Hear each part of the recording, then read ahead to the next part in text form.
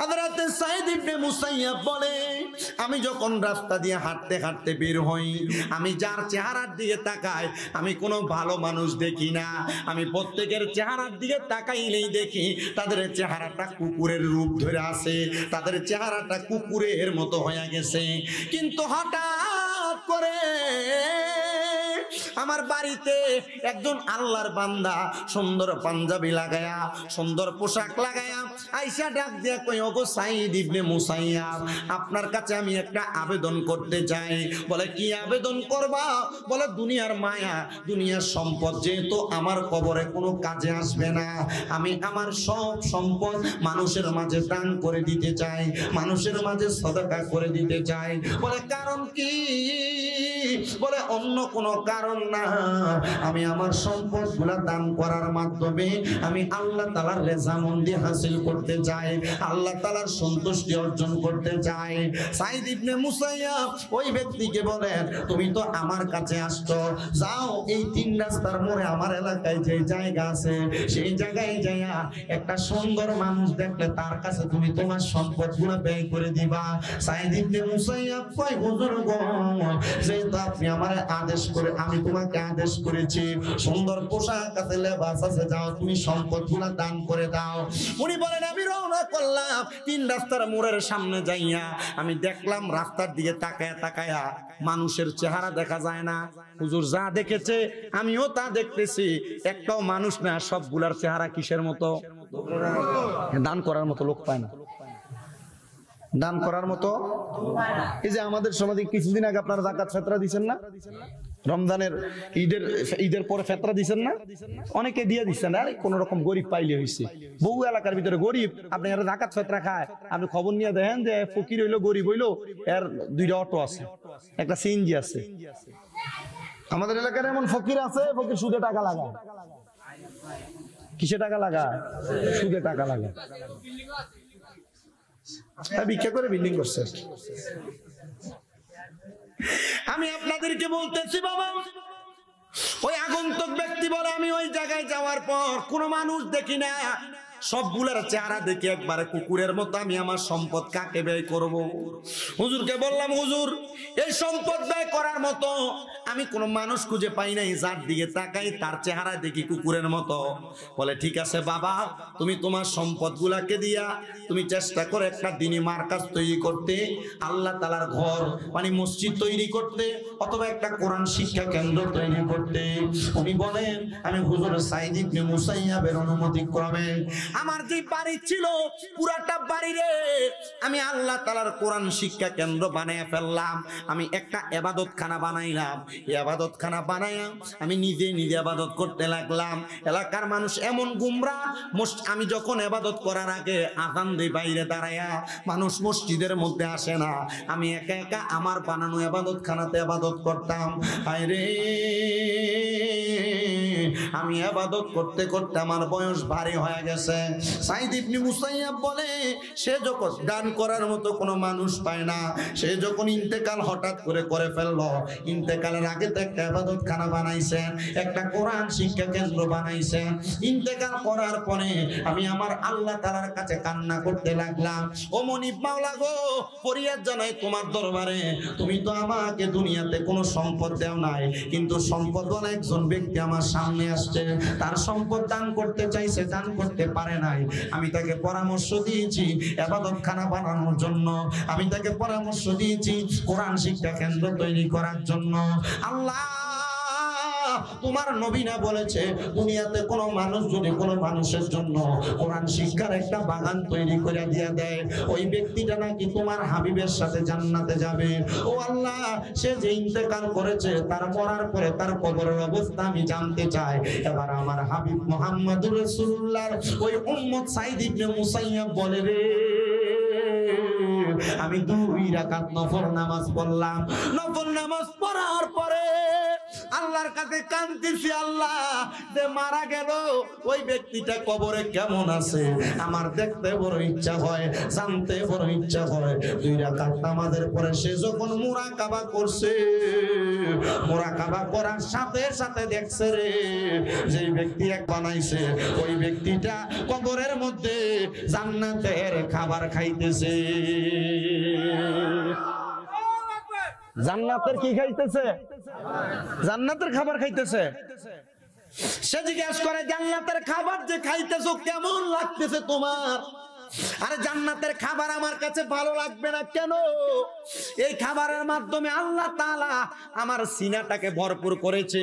আরে আমার আল্লাহ তাআলার কাছে আমি প্রথমে ফেরেশতাদেরকে জিজ্ঞাসা করেছি, আমার আল্লাহর কাছে জিজ্ঞাসা করো না আল্লাহ তাআলা আমার কোন নেক আমলের কারণে আমার এত সুন্দর জান্নাতের খানা পিনা দিয়েছে। উনি ডাক দিয়ে বলে, অন্য কোন নেক আমল না রে, অন্য কোন নেক আমল না। তুমি যে মানুষকে দুনিয়ার জমিনে ইবাদত করার একটা প্রতিষ্ঠানে কইরা দিয়ে আসছো, ইবাদত করার একটা জায়গা তৈরি করে দিয়ে আসছো, আল্লাহ তাআলা এই জন্য তোমার খাবারের ব্যবস্থা করে দিয়েছে। শুধু তাই না, যখন কিয়ামত হয়ে যাবে এরপর তোমাকে রাসূল পাকের সাথে একই জান্নাতের মধ্যে রাখা হবে। এই আমার আজকে অনন্তপুর এলাকার ভাই বাবারা, পর্দার অন্তরালের মা বোনেরা, আপনারা বলেন আমরা তো আল্লাহর বান্দা, রাসূল পাকের উম্মত, আমরার মনটা ওই নবীর সাথে জান্নাতে যাইতে মনে চাই কি চায় না? রহমতের নবী আমার বলেন, কেউ যদি আমি নবীর কথাগুলা মাইনা চলে, কেউ যদি আমি নবীর কথা মোতাবেক চলাফেরা করে, তাহলে আমি নবী বললাম আমি নবী তাকে ছাড়া জান্নাতে যাব না। নবীজি তিরমিজি শরীফের একটা হাদিস শরীফ আমি তেলাওয়াত করার পর দেখলাম আমার নবী বলে, ময়দানে মাশরের মধ্যে যখন গুনাহগার এবং নেককার সবাইকে দাঁড় করানো হবে, হাশরের ময়দানটা তামার চাইতে উত্তপ্ত গরম হবে।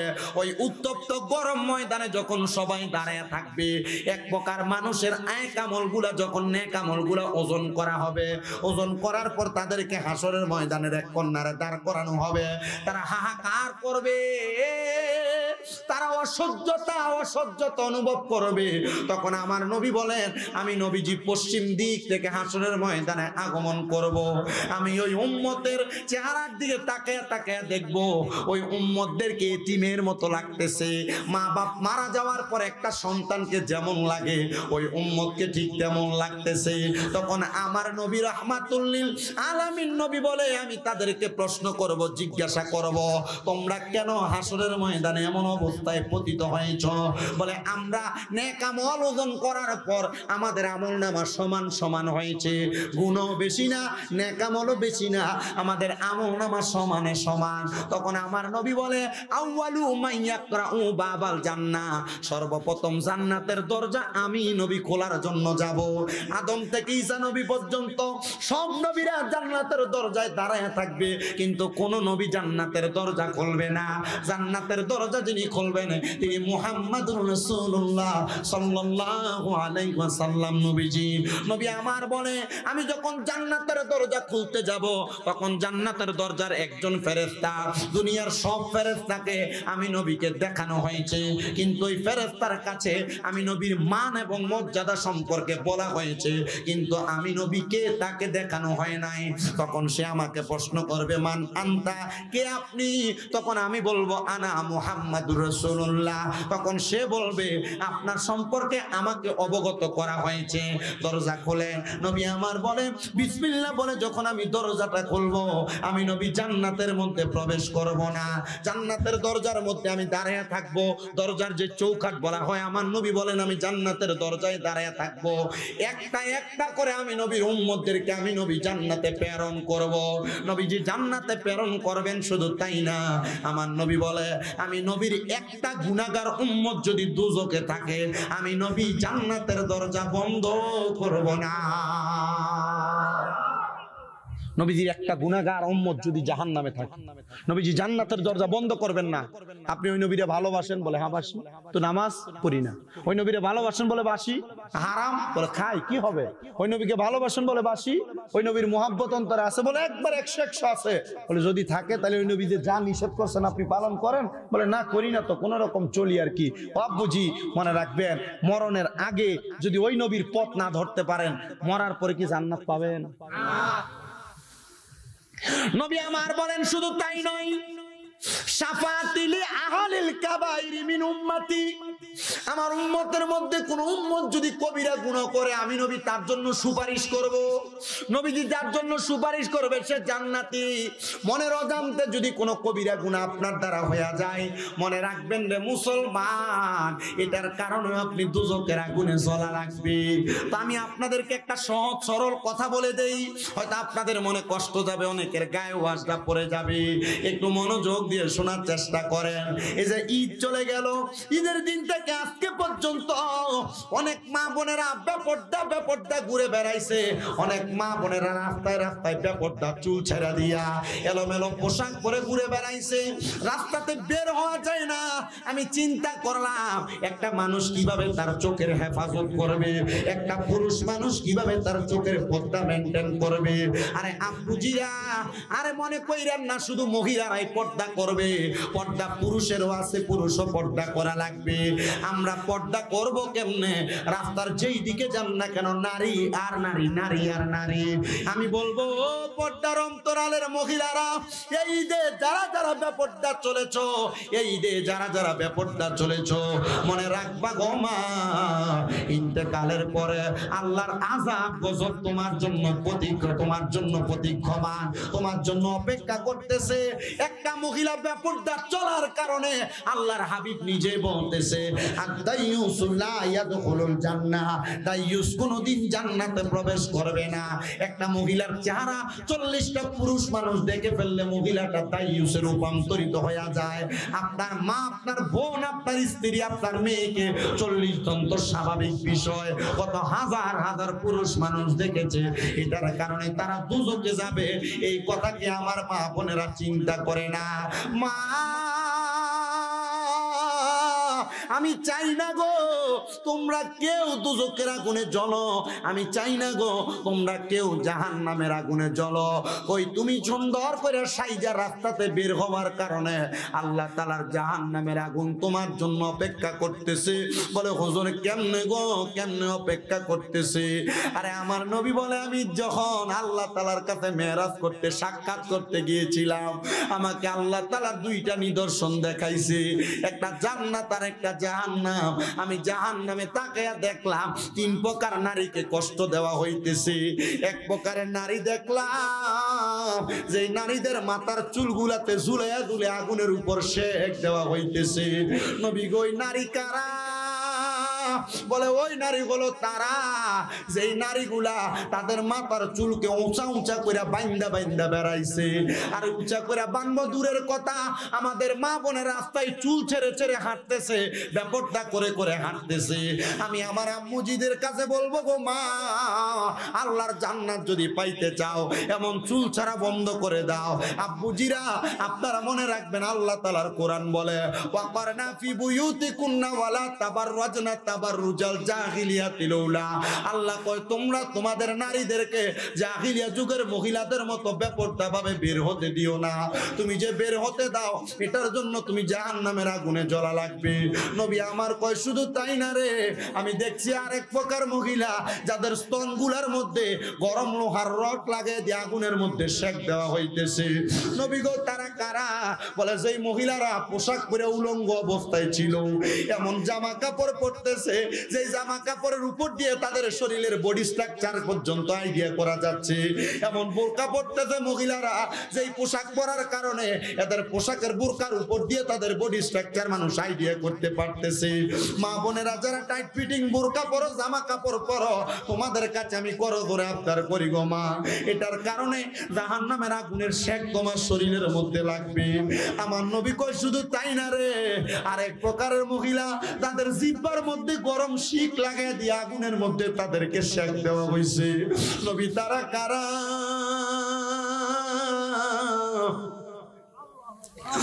আমার নবী কয় মহিলা হলো তারা যেই মহিলা তাদের মুখ দিয়া তাদের স্বামীকে, সন্তানকে লানত দিছে, গজব দিছে। এ আমার মুরাদনগরের অনন্তপুরের মা, চুল ছাইরা গুইরো না গো, চুল মাথায় উঁচা করে বাঁধো না, টাইট ফিটিং জামা কাপড় পইরো না। স্বামীকে গজব দিও না, সন্তানকে লানত দিও না, বেপরদা পরপুরুষের সামনে যাইও না। মনে রাখবা এটার কারণে দুজকের আগুনের মধ্যে পড়া লাগবে। হে মা, আল্লাহর নবীজির স্ত্রীর নিয়ে বসা অন্ধ এক সাহাবী নবীজির দরবারে আসে। নবী কয়ে তোমরা ভিতরের রুমে প্রবেশ করো, আলাদায় চলে যাও। নবীজির স্ত্রীরা বলে ইয়া রাসূলুল্লাহ, সে তো অন্ধ, সে তো আমাদেরকে দেখবে না, তার সামনে কিসের পর্দা?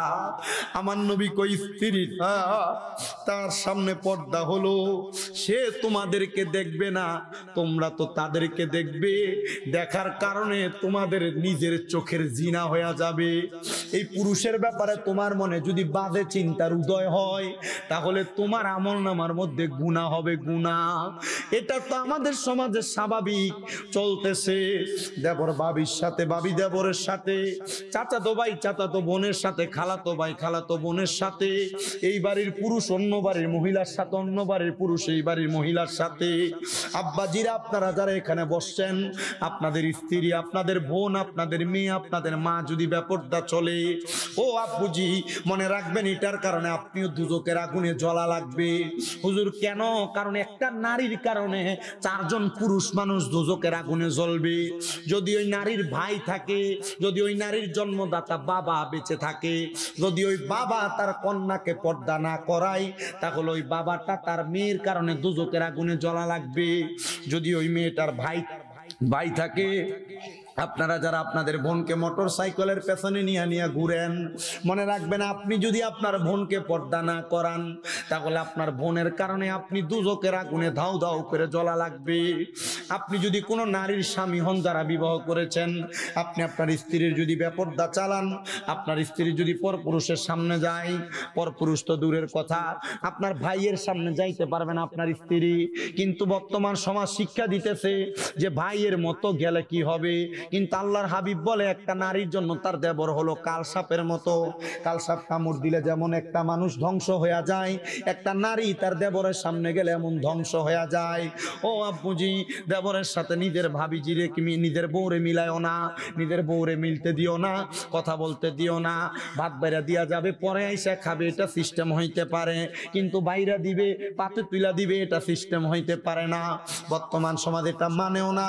তুমি স্বামী হইয়া যদি তোমার বউরে পর্দা না করাও, তাহলে তুমি দুজকের আগুনে জ্বলবা। কোন সন্তান যদি তার মারে পর্দা না করায়, আপনার মা বুড়া হয়ে গেছে, বৃদ্ধ হয়ে গেছে, বয়স্ক হয়ে গেছে, এজন্য মায়ের পর্দার কোনো বিধান আপনি পালন করতেছেন না। না রে বাবা, বৃদ্ধ হয়ে গেল, মারে পর্দা করানো লাগবে, বেপর্দা চলতে দিও না রে, দিও না, এটার কারণে তুমি দুজকের আগুনে জ্বলা লাগবে। বলে হুজুর পর্দা করাইব কেমনে? আমার বউ তোর সপ্তাহে একবার মার্কেটে না গেলে তার ভালো লাগে না। হুজুর আমি যদি কোনো কাপড় কিনাই না দে, আমার বউ মানে না। না রে, মানা লাগবে, মানা লাগবে, তোমার সংসার করতে হলে মানা লাগবে। এই অনন্তপুর এলাকার পর্দার অন্তরালের মহিলারা, তোমরা যারা তোমাদের স্বামীর আদেশ মানো না, মনে রাখবে এটার কারণে দুজকের আগুনে জ্বলবা। এই অনন্তপুরের মহিলারা, তোমরা যারা তোমার স্বামীকে ধমক দিয়া কথা কও, মনে রাখবে এটার কারণে দুজকের আগুনে জ্বলা লাগবে।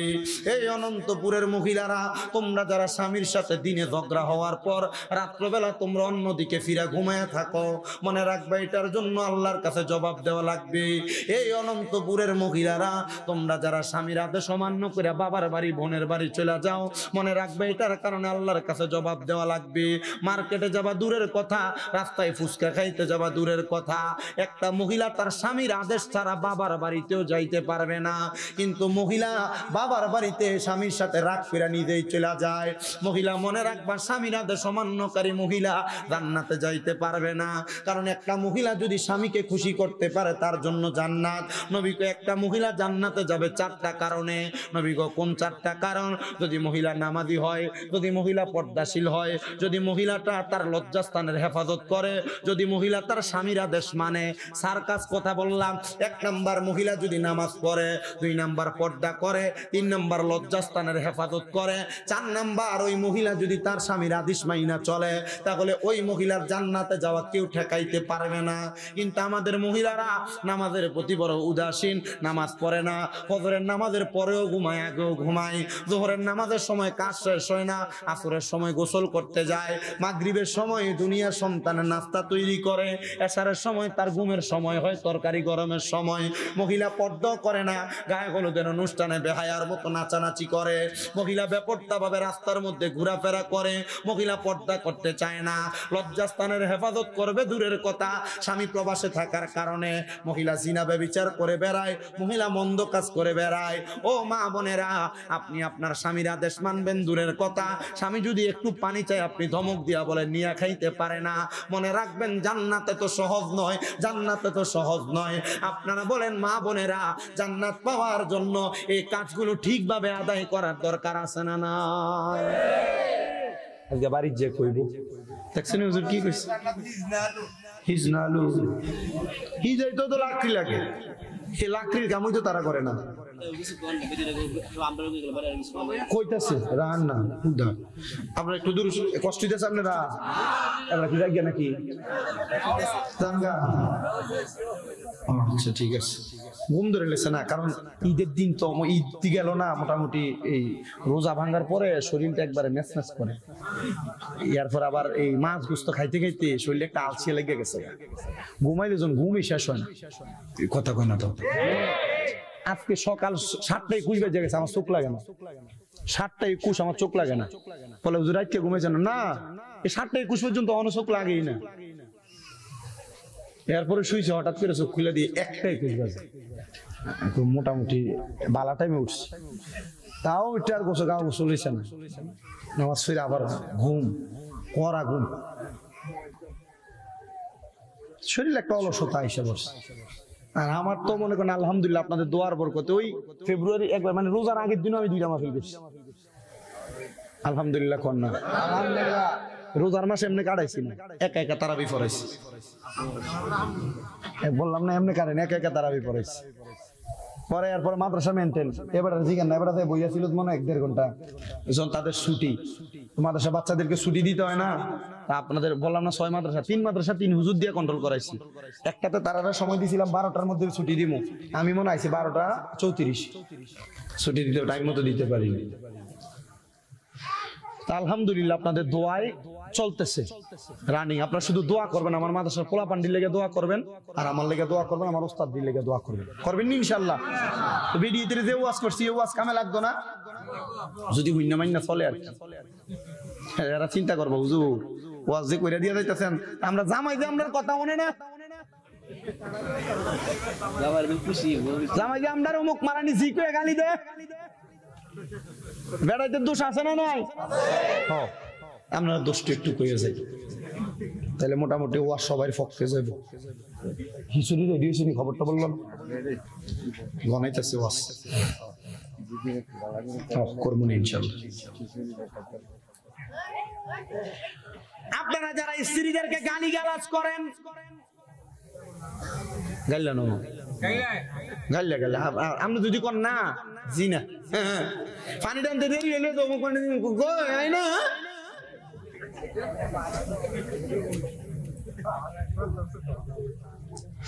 আপনারা যারা স্ত্রীদের মা বাবার নাম তুলে গালি দেন, আল্লাহর নবী বলে তোমরা তোমাদের মহিলাদের মা বাবার নাম তুলে গালি দিবা না। নবীজি কেন? আমার নবী আমি নবী হইলাম মহিলাদের বাবা, তো গালি যদি বেডির মারে দেন, তাহলে নবী যদি বাবা হয়, তাহলে চিন্তা কইরা দেখেন গালিটা কার উপরে যায় পড়ে। সাবধান, সতর্ক, নবীর উপরে গালি পড়ে। গালি দিও না রে, গালি দিও না, কারণ নবীজির নিজেরই ঘোষণা, তোমরা যদি তোমাদের স্ত্রীদেরকে গালি দাও, এ গালি যায় রহমতের নবীর উপরে বর্তায়। আবার অনেক পুরুষদের স্বভাব কথায় কথায় না মিললে ঠাস করে গাল বেড়ে, সটকনা মারে, ফিট বেড়ে, গুনুম করে খিচ্ছালায়, আসেনি? আসেনি, জোরে কয় না আসেনি? আব্বুজি আমার নবী বলতেছে তোমরা তোমাদের স্ত্রীদেরকে তোমরা প্রহার করো না, গালের ভিতরে মাইরো না। নবীজি কেন? বলে তোমাদের স্ত্রী হলো তোমাদের কাছে সাময়িক সময়ের মেহমান মাত্র, তোমরা তাকে সম্মান করো, আপ্যায়ন করো, মর্যাদা দাও। নবীজি কেন গো, কেন কেন? বলে যদি সম্মান করো, আমি আল্লাহ তাআলা তোমাদের কাছে মেহমান বানিয়ে তারে পাঠাইছি, আমি আল্লাহ আবার তাকে তাদের কাছে আমার কাছে ফিরিয়ে আনিব। কিন্তু মনে রাখবা, মহিলারা যদি স্বামীর এই কষ্টগুলো সহ্য করে সংসার করতে পারে, আমার আল্লাহ তাআলা এই মহিলাদেরকে জান্নাতের 40 জন হুর গিলমানের সর্দারিনী বানিয়ে দিব। আপনি জানেন বেটির একটা খিচ্ছেন, বেটি যদি 40 জনের হুর গিলমানের যদি সর্দার হয়, বেটি যদি একটা একটা করে মারো, কয়টা? তো নবীজি যে বলছেন, নবীজির যে ঘোষণা, আপনারা গালি দিয়েন না এবং মাইরেন না, মারা যাবে, গালি দেওয়া যাবে। বড় সতর্কতা অবলম্বন করেন, সাবধানতা অবলম্বন করেন। মা বোনরা আপনারা একটু বুঝা নিয়েন, স্বামীরা সারাদিন কষ্ট করে আসে, একটু পানি চাইলেন না, করেন না, লইয়া খাইতে পারেন, এই কথা বললেন না। তখন যখন মহিলা তার স্বামীর অবহেলা করে, নিজের বউর কাছে পানি খুঁজলে দেয় না, লোকের বাড়িতে যাইয়া পানি চাইলে লেবুর শরবত বানিয়ে দেয়, তখন আর এই জামাইয়ের নিজের বউরে ভালো লাগে না, লোকের বাড়ির বাবিটারে ভালো লাগে।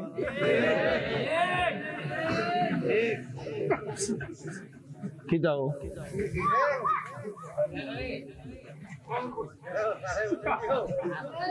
আল্লাহ আমরারে বুঝার তৌফিক দিক, আল্লাহ আমরারে বুঝার তৌফিক দিক, আমিন কর। এ মুসলমান ইমানদার, বড় সতর্কতার সাথে ইসলামী বিধিবিধানগুলো মানার চেষ্টা করবেন, মাইনা চলার চেষ্টা করবেন। বলে হুজুর কেন গো, কেন মাইনা চলবো? কারণ মানার মাধ্যমে আপনি জান্নাত পাইবেন, আপনি নাজাত পাইবেন। আরো একটু বলার চেষ্টা করি আপনাদেরকে এই ব্যাপারে, আপনারা আপনাদের স্ত্রীদেরকে মোহাব্বত করবেন, ভালোবাসবেন। আবার অনেকে যারা 2টা বিয়ে করছেন, বউ 2টা আছে, কষ্ট হইতেছে আপনারা? আর ও আজকে কামে লাগবো মনে হইতেছে? 2টা বিবাহ করলে একটারে ভালো পড়ান, একটারে ভালো খাবান, আর একটারে ভালো করে পড়ান না। আমার নিজের এলাকার এক চাচার বউ আমার মাঝে মাঝে রাস্তা দিয়ে আসার সময় দাঁড়ায় বিচার দেয়, তোমার চাচাটারে কই একটু বোঝানোর চেষ্টা করো, যেহেতু হুজুর মানুষ, এলাকার মানুষ বিচার দিবে, স্বাভাবিক কথা, এটা চলতে পারে, ঠিক না? আমাদের এই যে 5 আগস্টের পরে আমাদের এলাকার মেম্বার সাহেব উনি চলে গেছেন এলাকা থেকে, এটা বুঝেন আপনারা কেন গেছে। এরপরে আরেক লোক মেম্বার হয়েছে, মসজিদের সভাপতি, আগে মেম্বার সভাপতি ছিল, এরপর আরেক লোক হয়েছে। কয়দিন আগে এক মায়ের সাথে মোটামুটি মেলামেশা করছে, যে বিয়ে ছাড়া মায়ের পেটে 2 মাসের বাচ্চা। তো এর আগে সরানের লাগে অনেক রকমের কথা হয়েছে। এমন এলাকার মানুষ আমারে নিজে কইছে, আমার কয়েকজন, যে তুমি সভাপতি। আমি কই জি না, আমি এই ভালো কাজে যাইতাম না, এত বড় কাজে যাইতাম না, কারণ আমার বাপ অন্য বাচ্চা রয়েছে। তো যেই কথাই ছিলাম, তো আমার মানুষ এলাকার বিভিন্ন বিষয়গুলো জানায়। এই মসজিদের আমার সেক্রেটারি কয়দিন পরে পরে আমার কইতো, আরে মসজিদের বেটা দোয়ান ভাই, দোয়ানের যে ভাড়ার টাকা এগুলো খাইয়ে লাইতেছে। আছেন এমন লোক অনেকে। এই যে তারাবিটা গেল, ইমাম সাহেবরা তারাবি ভরাইছে, তারাবি টিয়া তুইলা মসজিদে রেখে দিছে, এমন বহুত কমিটিও তো আছে। এই কথা কোন সামনে আছেন এমন বহুত কমিটি, টিয়া তুলছে কি লেগা? ইমাম সাহেব তারাবি হাদিয়া, তারাবি দিয়ে পড়াইছে, লইয়া দেবো। এখন এইটিয়া দিয়ে মসজিদের মোটর নষ্ট হয়ে গেছে, ঠিক করে মসজিদে 2টা পাঙ্খা লাগা, মসজিদের অ্যাকাউন্টে 10,000 রেখে দিছে, হুজুরে ঠিক মতো দিছে না। আসেনি এমন? আপনার যদি কোন আছে আছে, যদি কোন নাই আমি কম আছে, আসেনি? আলহামদুলিল্লাহ, এটা আপনাদের দোয়ার বলতে। আমি সূরা তারাবি পড়াইছি, আমার মসজিদ কমিটি আমার ঈদের নামাজ 60,000 টাকা হাতে দিচ্ছে। আপনি চিন্তা করে দেখছেন, মসজিদ ছোট্ট, 300 মানুষ নামাজ পড়ে, জুমার নামাজ, এরা এত ইনসাফ ওয়ালা মানুষ। আলহামদুলিল্লাহ, এখান থেকে মুয়াজ্জিনদের ইমামরে দিছে আমার কাছে সভাপতি, হুজুর আমি জানি এটা আপনার হক, কিন্তু তারারও একটু ঈদের চাঁদ হিসাবে এটা থেকে দিছি 10,000 কইরা। আপনি আবার আমি বুঝছি আপনি ফেস ব্যাঙ্গেল হইতেছেন, আমার যদি আপনি নাও দিতেন আমি হুজুর আমি কিছু কইতাম না, কিন্তু ওয়াজ মাহফিলে গেলে আমি আবার এটা ছাড়ি না। এবার এটাও সাইডে না, না জি না। তো যেই কথা ধারাবাহিকতায় আসি, আচ্ছা এই করতেছি আমি যে কথায়, তো স্ত্রীদেরকে মোহাব্বত, সরি ওই বেডি আমার কি কইতেছে যে কাকা আপনার কাকারে কইেন, এবারে তো দ্বিতীয় বিবাহ করার পর ওই বউরের কাছেই থাকে, আমরার বাবা ভরণ পোষণও দেয় না, ঈদ একটা জামা কাপড়ও দেয় নাই কাউরে, আবার একটু বুঝে কইেন। আমি ওই পুরুষদেরকে বলছি যারা 2টা বিবাহ করছেন, 2টা বিবাহ করা না যায় না। যদি আপনি আপনার বেডিতে কইব মা গো এবার তো আমরা লাইফ হয়ে দেবো গা, না গো মহিলা শোনো, তুমি তোমার পুরুষকে যদি শান্তিতে রাখতে পারো, যদি তোমার পুরুষকে যদি অশান্ত না করো, করো, যদি তোমার স্বামীর দায়িত্ব ঠিক মতো পালন না করো, এ জামাই 2টা বিয়ে করব। কথা কয় না কেন? আপনার স্ত্রী যদি আপনার সন্তুষ্ট রাখে, আপনি জীবনে 2 বিয়ের চিন্তা করবেন না। কথা কয় না কেন? আপনি অশান্তি দিবেন, আপনি দেখবেন যারা যারা পরবর্তী 2টা বিয়ে করছে বা 2 বউ আছে জীবিত, মরে গেলে 2টা বিয়ে, 2য় বিয়ে করলে এটা আরেক বিষয়, এটা জায়েজ আছে, না জায়েজ কিছু না। কিন্তু যেই পুরুষেরা 2য় বিয়ে করে বর্তমান বাংলাদেশে এখন বেশিরভাগ যাইয়া দেখেন প্রথম বইয়ের যন্ত্রণা ফইরে আছে। তো আর প্রথমটা বুঝে কিন্তু ভালো হয়ে যায়, প্রথমটা দ্বিতীয়টা থেকে ভালো হয় কখন? দ্বিতীয়টা করার পর যখন এই জামাই 2য় বউরে গুরুত্ব দেয়, তখন প্রথমটা একবারে ভিজা দিলে হয়ে যায়। ঠিক না? আগে বুঝছে না, ঠিক না? আচ্ছা, আল্লাহ আমরা বোঝার তৌফিক দিক, আমিন কোন। মনে রাখবেন, যারা 2 স্ত্রী গ্রহণ করেছে, 3 স্ত্রী গ্রহণ করেছে, তারা যদি একজন আরেকজনের উপর ইনসাফ না করে, একজনকে 500 টাকার জিনিস আরেকজনকে 700 টাকার জিনিস দেয়, এই ব্যাপারে বড় সতর্ক। নবী আমার বলে, যদি তোমরা ইনসাফ না করতে পারো তাহলে তোমরা কখনো 2য় বিবাহে আবদ্ধ হবে না। নবীজি কেন বলে? বেইনসাফের কারণে জাহান্নামের আগুনে জ্বলা লাগবে। তো আমার নবীজির একসাথে 4 জন স্ত্রী বিরাজমান। নবীজির ঘরে আসরের নামাজের সময় নবীজির 4 স্ত্রী নবীজির সামনে প্রশ্ন করে, ইয়া রাসূলুল্লাহ, আমরা 4 জন স্ত্রী আপনার সামনে, নবী আপনি বলেন না আমরা 4 জনের মধ্যে আপনি নবী কারে বেশি ভালোবাসেন? সুবহানাল্লাহ বলেন। নবীজির জীবনে ঘটে যাওয়া প্রত্যেকটা ঘটনা উম্মতের জন্য শিক্ষা, হাদিস হিসেবে আসছে। মারহাবা কোন। আচ্ছা, স্ত্রীরা কারে বেশি ভালোবাসে এই কথা তাহলে হাদিসে আসলো কেন? তার মানে উম্মতের এখানে শিক্ষা আছে না নাই? আসতে কয় আছে না নাই? ওই 4 স্ত্রী জিজ্ঞেস করে, ইয়া রাসূলুল্লাহ, আমরা 4 জন স্ত্রী আপনার সামনে, আজকে আপনি বলা লাগবে আপনি আমাদের 4 জনের কাকে বেশি ভালোবাসেন। আমার নবী কয়, আজকে না, আগামীকাল আসরের সময় উত্তর পেয়ে যাইবা। আসরের সময় সুযোগ দিয়েছেন। এদিন রাত্রবেলা আমার নবীজির স্ত্রীর ঘরে গেছেন। ঘরের মধ্যে যা নবীজির আফকান মুবারক, পাঞ্জাবি মুবারকের ভিতর থেকে 2টা খেজুর বের করছেন। একটা খেজুর এক স্ত্রীকে দিয়েছেন, আরেকটা আমার নবী খাইছেন। নবীজি স্ত্রীর হাতের খেজুরের দানাটা, বিচিটা নিছেন। নবীজির মুখের বিচিটা নিয়া 2টা বিচি স্ত্রীর হাতে দিয়া বসে, এটা তোমার কাছে রেখে দিবা, তবে সাবধান, কাউরে বলবা না। জোরে কয় না, দাও আরো জোরে কন। 2য় স্ত্রীর ঘরে যায় সেম কাজ, 3য় স্ত্রীর কাছে সেম কাজ, 4র্থ স্ত্রীর কাছে যায় একই কাজ। 2টা খেজুর 2 জনে ভাগাভাগি করে খাইলেন, 2টা খেজুরের বিচি নিয়ে স্ত্রীর হাতে দিলেন। পরবর্তী দিন আমার নবীজি আসরের সময় 4 জন স্ত্রী নবীজির সম্মুখে দাঁড়ানো, দিগায়, ইয়া রাসূলুল্লাহ, আজকে বলেন কারে বেশি ভালোবাসেন? আমার নবীজি সবাইকে বলে দিছে, কারোরটা কাউকে বলা যাবে না কয়টা খেজুরের বিচি দিছি। নবী আমার বলতেছে, যারে গতকালকে রাত্রবেলা 2টা খেজুরের বিচি দিছি, তারে আমি নবী সব চাইতে বেশি ভালোবাসি। দেখে, বড় স্ত্রীও হাসে, 2য় স্ত্রীও হাসে, 3য় স্ত্রীও হাসে, 4র্থ স্ত্রীও হাসে। আসলে কি নবীজি এদেরকে কম বেশি ভালোবাসে না সমান সমান বাসে? মনে রাখবেন, 2টা স্ত্রী গ্রহণ করলেও তাদেরকে সমানে সমানে ভালোবাসা লাগবে, তাদেরকে সমানে সমানে খাবার দেওয়া লাগবে, সমানে সমানে পোশাক দেওয়া লাগবে, সমানে সমানে আচরণ করা লাগবে। আল্লাহ তাআলা সমানে সমানে সুন্দর জিন্দেগি করার তৌফিক দান করুন। জোরে পড়েন আমিন। ওই নবী রাহমাতুল লিল আলামিন, নবীজির কলিজার টুকরা আম্মা জানের নাম হযরতে মা আমেনা রাদিয়াল্লাহু তাআলা আনহা। জোরে কোন মারহাবা। বেঈমান বলা যাবে না, নবীজির মা বাবার ঈমান ছিল না এটা বলা যাবে না। নবীজির মা বাবা স্বয়ং নবীজির কাছে ঈমান গ্রহণ করেছে। মারহাবা কোন মারহাবা। বলে, হুজুর নবীজির আব্বারে তো নবী দেখে নাই, তাহলে কেমনে ঈমান গ্রহণ করেছে? আমার নবী বলে, আমি নবীজির আব্বা আমার নিজের আব্বা জানের গোরস্থানের সামনে দাঁড়াইছি, আর আমি নবীজি নিজে আমার আব্বা জানকে কালেমা পড়াইছি। ও বন্ধু, নবীজির মা জননী ডাক দিয়ে বলেন, আমার স্বামী হযরতে আব্দুল্লাহ, মারহাবা মারহাবা মারহাবা, আমার স্বামী হযরতে আব্দুল্লাহ, ওনার সাথে আমার বিবাহ এখনো হয় নাই। আমি আমার ঘরে ছিলাম, নবীজির নানার নাম ছিল হযরত ওহাব জোহরি। উনি বলেন, আমি নবীজির দাদা হযরত আব্দুল মুত্তালিবের বন্ধু ছিলাম, একসাথে আমরা চলাফেরা করতাম। তো আমার আব্দুল্লাহ যখন রাস্তা দিয়ে হেঁটে হেঁটে যাইতো, মক্কার বড় বড় বাদশা, বড় বড় ব্যবসায়ীর মেয়েরা আমার আব্দুল্লাহর চেহারার দিকে তাকিয়ে থাকতো। তারা আমার আব্দুল্লাহকে ডাইরেক্ট বিবাহের প্রস্তাব দিত। বিয়ার সিস্টেম হইলো, মেয়ের পক্ষ থেকে বিবাহের প্রস্তাব দেওয়া। কার পক্ষ? কথা কয় না তো। মেয়ের পক্ষ থেকে বিবাহের প্রস্তাব দেওয়া। প্রস্তাব দিত হযরতে আব্দুল্লাহ বলে, আব্বা জান আমাকে মক্কার মেয়েরা ডিস্টার্ব করে, আমার মক্কার মেয়েরা অত্যাচার করে। বলে কি? বলে তারা যেখানে আমাকে দেখে আমাকে বিবাহ করার প্রস্তাব দেয়। বলে আব্বা কারণটা কি? বলে যাও না তুমি পানির সামনে যায় দাঁড়াও। পানির সামনে দাঁড়ানোর পর হযরত আব্দুল্লাহ বলে, আমি আমার পেশানির মধ্যে, আমার যে কপালের মধ্যে দেখলাম একটা নূরের আলো ঝলমল ঝলমল করে জ্বলতেছে। বলে এটার অন্য কোনো কিছু না, এটা হলো নূরে মুহাম্মদী, আল্লাহর হাবিব মুহাম্মদুর রাসূলুল্লাহর নূর আমার কপালের মধ্যে, যেটা আদম আলাইহিস সালাতু ওয়াস সালাম থেকে হযরত আব্দুল্লাহ পর্যন্ত এসেছে। হযরতে আব্দুল্লাহর বিবাহের প্রস্তাব যখন ঘোরাফেরা করে, হযরতে আব্দুল মুত্তালিব নবীজির দাদা চিন্তিত হইয়া, মক্কা শরীফে দেখবেন মক্কা শরীফের পাশে এমন ভাবে ওয়ালের মতো একটা ব্যারিকেড দেওয়া আছে, যেটারে বলা হয় হাতিমে কাবা। বেশি দিন না, মাত্র 5 মাস আগে আমি এটা দেখে আসছি। ওই হাতিমে কাবার সাথে হেলান দিয়া আব্দুল মুত্তালিব চিন্তা করতেছে, নবীজির নানা ভাই হযরতে ওহাব দৌড়ে এসে জিজ্ঞাসা করে, ও দোস্ত আপনাকে চিন্তাগ্রস্ত দেখা যায়, চিন্তা করেন কেন? বলে চিন্তা করি আমার সন্তান হযরত আব্দুল্লাহর কথা। বলে কেন? বলে আমার 10টা সন্তানের মধ্যে এই সন্তানটা বড় আকর্ষণীয়। আল্লাহ তাআলা এই সন্তানকে মক্কার বড় বড় সম্পদওয়ালার মাইয়ারা বিয়ার প্রস্তাব দেয়। আমি কি করব বুঝি না, আমার সন্তানকে কোন মাইয়ার সাথে বিবাহ দিব।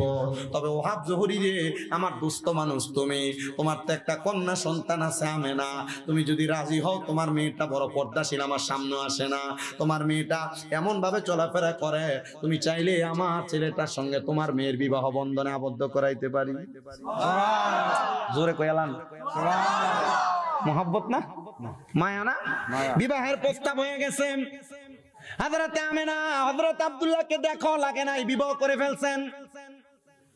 হযরতে আমেনা ডাক দিয়া কয়, বিবাহ বন্ধনের পরে হযরত আব্দুল মুত্তালিব নিজেই বলতেছেন, বাসর ঘরে প্রবেশ করার পর পরবর্তী দিন আমি যখন বের হইলাম, বের হওয়ার পর যেই মেয়েরা আমারে বিবাহের প্রস্তাব দিত, তারা আমার চেহারার দিকে তাকাচ্ছে না। আমি বিবাহ করার পর এবার আমি বিকাল বেলা আমার আব্বাজানকে প্রশ্ন করলাম, ও আমার আব্বাজান, গতকালকে যেই ঘটনা ঘটতো আজকে এই ঘটনা ঘটে না। বলে কারণ কি? বলে মেয়েরা আমার দিকে তাকায় না, আগে তাকাই তো আমাকে বিবাহের প্রস্তাব দিত, আজকে দেয় না। বলে এবার হযরতে আব্দুল মুত্তালিব বলে, আব্বা এই মেয়েরা তোমার পাগল ছিল না, এই মেয়েরা তোমার পেশানির মধ্যে যেই নূরে মুহাম্মদী ছিল, এই মেয়েরা সেই নূরে মুহাম্মদীর পাগল ছিল। এরা জানতো তোমার সঙ্গে বিবাহ হইলে তারা মুহাম্মদুর রাসূলুল্লাহর মা হতে পারবে। বলে আমার নূরে মুহাম্মদী কোথায়? বলে রে তাওরাত কিতাবের ঘোষণা, وَإِذْ قَالَ عِيسَى ابْنُ مَرْيَمَ مِنْ بَنِي إِسْرَائِيلَ إِنِّي رَسُولُ اللَّهِ إِلَيْكُمْ مُصَدِّقًا لِمَا بَيْنَ يَدَيَّ مِنَ التَّوْرَاةِ وَمُبَشِّرًا بِرَسُولٍ يَأْتِي مِنْ بَعْدِ اسْمُهُ أَحْمَدُ। জোরে বল মারহাবা। তাওরাত কিতাবে ওই নবীর আগমনের কথা সরাসরি ঘোষণা দেওয়া, ওই কিতাবে নিজেই লিপিবদ্ধ করে হযরতে আব্দুল্লাহ যখন মা আমেনার সঙ্গে বিবাহ বন্ধনে আবদ্ধ হয়ে বাসর করে গেছে, মা আমেনা হযরত আব্দুল্লাহর কপালে একটা চুম্বন করছে, বাবা আব্দুল্লাহ মা আমেনার কপালে একটা চুম্বন করছে। ওই চুম্বনের সাথে সাথে বাবা আব্দুল্লাহর কপাল থেকে নূরে মুহাম্মদী মা আমেনার রেহেমের মধ্যে চলে গেছে। ওই মা আমেনা দুনিয়ার জমিনের মধ্যে সন্তান জন্ম দিছে মুহাম্মদুর রাসূলুল্লাহ। দামি না কম দামি?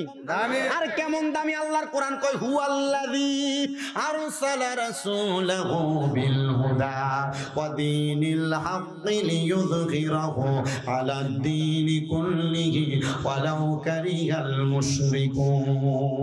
মারহাবা। এ রাসূলকে আল্লাহ তাআলা হেদায়েতের বাণী সত্য ধর্ম নূর দিয়ে পাঠাইছে। মারহাবা কন্যা। ওই নবীজির নূরের আলোকে অনেকে তাদের ফু দ্বারা বন্ধ করে দিতে চায়। আল্লাহ কয় এরা কেউ না, এরা মুশরিক, এরা বেঈমান। আর মুহাম্মদুর রাসূলুল্লাহ বলে জগতের মানুষ, আমি নবী আগমন করার পর থেকে সত্য ধর্মের দাওয়াত দেয়া যায়। তোমরা যদি সত্য ধর্ম পালন করো তাহলে তোমরা 3টা কাজ বেশি বেশি করো। বলে কোন 3টা কাজ করব? বলে 1 নাম্বার, ওয়া'বুদুল্লাহ ওয়া লা তুশরিকু বিহি শাইআন ওয়া বিল ওয়ালিদাইনি ইহসানা। না, তোমরা আল্লাহ তাআলার ইবাদত করো, আল্লাহর সঙ্গে শিরিক করো না। তোমাদের পিতা মাতার খেদমত করো, পিতা মাতার খেদমত করো, পিতা মাতার প্রতি ইহসান করো।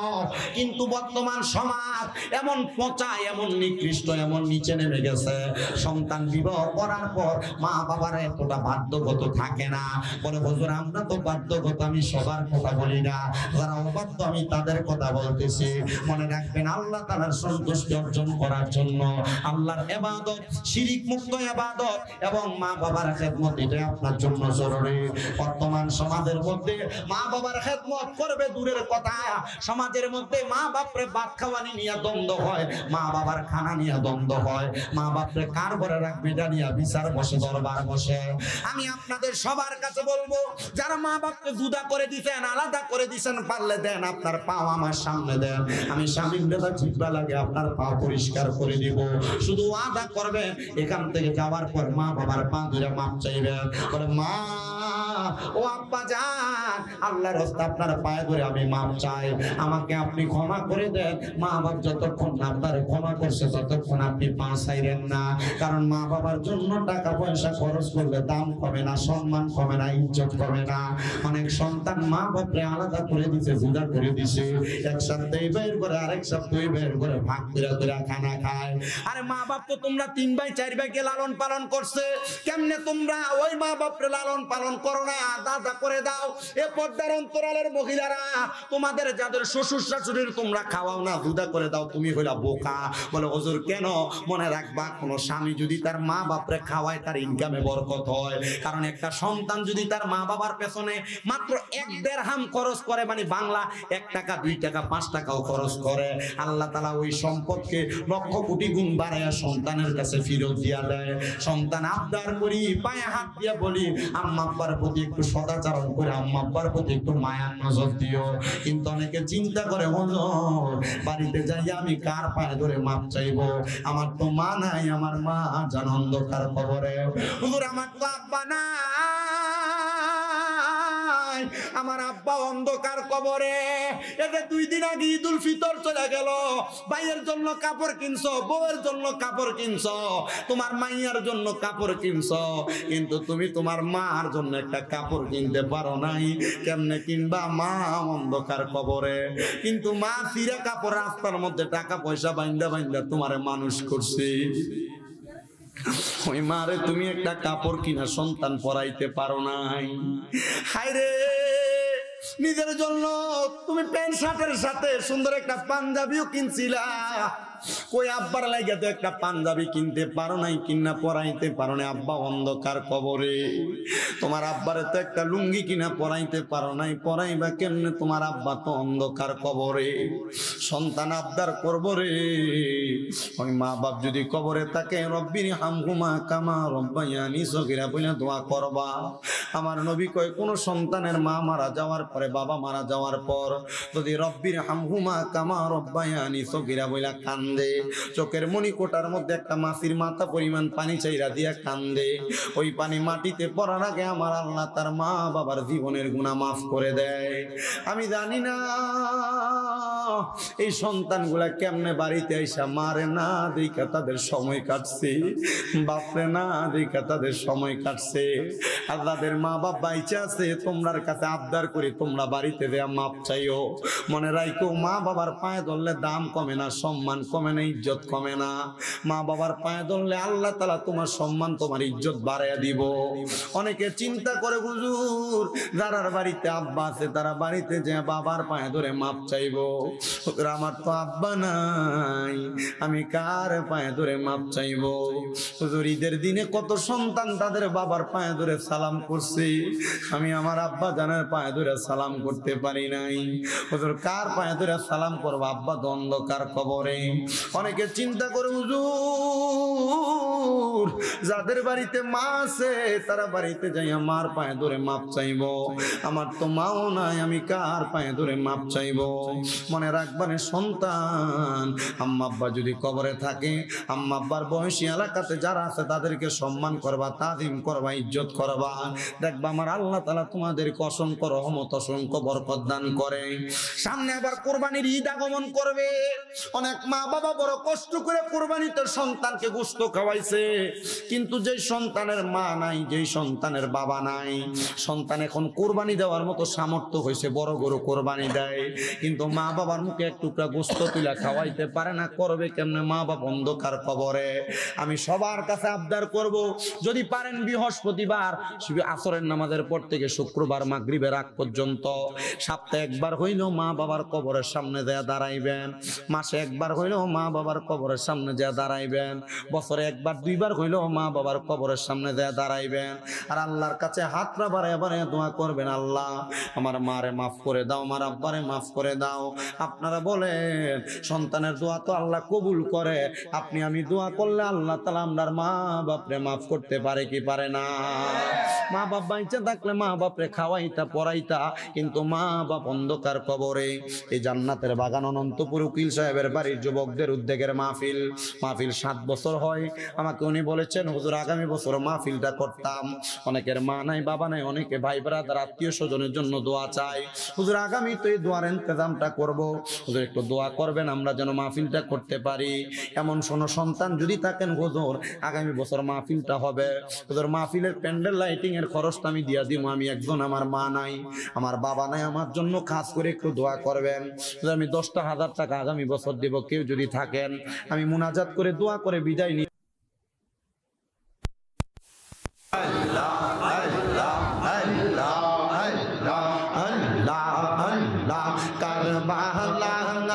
আর বিছায় দরজালা গো আমরা সইতে পারি না। আল্লাহ আল্লাহ কারবালা আর বিছায় দরজালা গো আমরা সইতে পারি না। আল্লাহ আল্লাহ হাসান শহীদ জহরেতে হোসেন কারবালায়, হায়রে হাসান শহীদ জহরেতে হোসেন কারবালায়, কারবালা আর বিচার দরজালা গো আমরা সইতে পারি না। আল্লাহ আল্লাহ মুহররমের 10 তারিখে ঘটল কি ঘটনা, আইরে মুহররমের 10 তারিখে ঘটল কি ঘটনা। কারবালা আর বিচার দরজালা গো আমরা সইতে পারি না।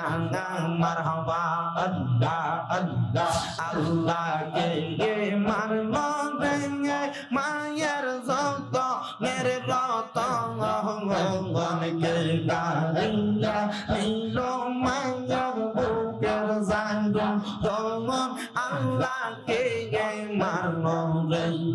মারহাবা আল্লাহ হাসান শহীদ জহরেতে হোসেন শহীদ রলে আজ রাগবর তীর খাইল পানির কারণে, জয়নালকে বন্দি করিল এই জিদার দুশ্মনে গুণের বাঙাই বাঙাই রে।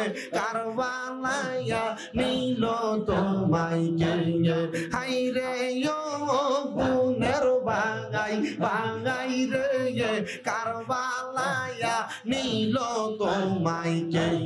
মারহাবা আল্লাহ আল্লাহ এই দিদার দুশ্মনে তোমায় মারিল পরানে গুণের বাঙাই বাঙাই রে। কারবালায়া নিল তোমায় কে। আল্লাহ আল্লাহ আল্লাহ আল্লাহ আল্লাহ আল্লাহ আল্লাহ আল্লাহ আল্লাহ আল্লাহ আল্লাহ আল্লাহ আল্লাহ লা ইলাহা ইল্লাল্লাহ লা ইলাহা ইলাহা ইল্লাল্লাহ মুহাম্মদ রাসূল আখিরাতে পার হবে তুই ফুল সিরাতের কোল আখিরাতে পার হবে তুই ফুল সিরাতের কোল আল্লাহ আল্লাহ আল্লাহ আল্লাহ আল্লাহ আল্লাহ আল্লাহ আল্লাহ আল্লাহ আল্লাহ যেই দিন কাগাজি হবে জাররা জাররা দেখাইবে আল্লাহ আল্লাহ আল্লাহ যেই দিন কাগাজি হবে জাররা জাররা দেখাইবে সেই দিন তোমায় কে তোরাবে সেই দিন তোমায় কে তোরাবে মুহাম্মদ রাসূল আখিরাতে পার হবি তুই ফুল সিরাতের কোল মারহাবা আল্লাহ আল্লাহ আল্লাহ আল্লাহ আই বড় পীর আব্দুল কাদের আউলিয়ার শিরোমণি আই বড় পীর আব্দুল কাদের আউলিয়ার শিরোমণি মারহাবা আল্লাহ আল্লাহ তোমার ওই নামের গুণে আগুন হইয়া যাই পানে আইব রবির আব্দুল কাদের আউলিয়ার শিরোমণি আল্লাহ আল্লাহ আল্লাহ আল্লাহ আল্লাহ আল্লাহ পীরা নাই পীর দস্তগীর তুমি পীরা নাই পীর দস্তগীর তুমি মাহবুবে সুবহানি আব্দুল কাদের জিলানী আল্লাহ আল্লাহ আল্লাহ কাদেরিয়া চিশতিয়া অবদান তোমার রইয়াছে গো শরীয়তের দিলা দাওয়াত শরীয়তের দিলা দাওয়াত গো গাউসে সামদানি আউলিয়ার শিরোমণি আল্লাহ আল্লাহ আল্লাহ আল্লাহ আল্লাহ আল্লাহ আল্লাহ ইলাহা ইল্লাল্লাহু মুহাম্মাদুর রাসূলুল্লাহ সাল্লাল্লাহু আলাইহি ওয়াসাল্লাম। আল্লাহ তাআলা সবার মারহাবা। এরপরে প্যান্ডেলে পোস্টার ব্যানার করার লাগে আমার খুব অসুস্থ এবারে 5 কেজি সংখ্যা এই 5 আবার দিছে আবার দিব। আল্লাহুম্মা আমিন। আলহামদুলিল্লাহি রাব্বিল আলামিন। আসসালাতু ওয়াসসালামু আলা রাসূলিহিল কারীম। রব্বানা যালামনা আনফুসানা ওয়া ইন লাম তাগফির লানা ওয়া তারহামনা লানাকুনান্না মিনাল খাসিরিন। ইয়া ইলাহি রহম ফরমা মুস্তাফা কি ওয়াস্তে খুলে দে দরওয়াজায়ে रहमत गदा की वास्ते रहमतल लिल आलमीन खत में रसूल जाने जहां अहमद हामिद मुहम्मद मुस्तफा की वास्ते मबूदो ओ दयाल अल्लाह আপনি কি আসমানে না জমিনে না পাহাড়ে না দরিয়া এ গত জীবনে আপনার কত তালাশ করলাম সন্ধান পাইলাম না। আল্লাহ বহু সন্ধানের পরে এই কুমিল্লা জেলার অন্তর্গত মুরাদনগর বাঙ্গরা বাজার থানাধীন অনন্তপুর উকিল সাহেবের বাড়ি যুবকদের উদ্যোগে কবরবাসীর রূহের মাগফিরাত কামনায় ৭তম বাৎসরিক ওয়াজ ও দোয়ার মাহফিল সাজাইয়া আমার সঙ্গে ওলামায়ে কেরাম দাড়ি পাকা মুরব্বি বাবারা তলে ঘুরালেন ছাত্ররা যুবক নওজোয়ান ভাই বাবারা বিশেষ করে পর্দার অন্তরালের আমার অনেক মা বোনেরা জীবনের গুনাহগুলো মাফ পাওয়ার আশায় দুইটা হাত বাড়াইছে। আল্লাহ যার হাতটা তোমার কাছে মায়া লাগে পছন্দ হয় ওই হাতের উসিলায় আপনার প্রত্যেকের জীবনের গুনাহগুলো তুমি আল্লাহ ক্ষমা করে দাও। আল্লাহ তুমি যদি আমরারে মাফ না করো, বলো আমরা কার কাছে যায় হাত বাড়াবো গো আল্লাহ? দুনিয়ার ফকির এক ঘরের দরজার মধ্যে ভিক্ষা না পাইলে আরেক দরজার মধ্যে যায় হাত বাড়ায়। আল্লাহ তুমি ছাড়া আমরার কোনো খোদা নাই। আল্লাহ তুমি যদি আমাদেরকে মাফ না করো, বলো আমরা কার কাছে যায় মাফ চাবো বলো আল্লাহ? আল্লাহর জীবনের গুনাহ তুমি খোদা মাফ করে দাও। ও আল্লাহ, কে জানি হাত বানাইছে, কার জানি জগতের মধ্যে বাবা নাই। সেই বাবা রিক্সা চালাইয়া মাটি কাইটা মাথার গাম পায়ে ফেলাইয়া পরের বাড়িতে বদলার কাজ কইরা সন্তানরে মানুষের মতো মানুষ করার জন্য আব্বা নিজের রক্তরে পানি বানাইছে। এমন আব্বা যাদের অন্ধকার কবরে, আব্বার কবর জান্নাতের বাগান বানায়া দাও দয়াল রে। কে জানি হাত বাড়াইছে, কার জানি জগতে মানাই। যেই মা 10 মাস 10 দিন গর্ভে ধারণ কইরা সন্তানের প্রসব বেদনা সহ্য করতে মা আর বড় কষ্ট হইছে, নিজে না খেয়ে খাওয়াইছে।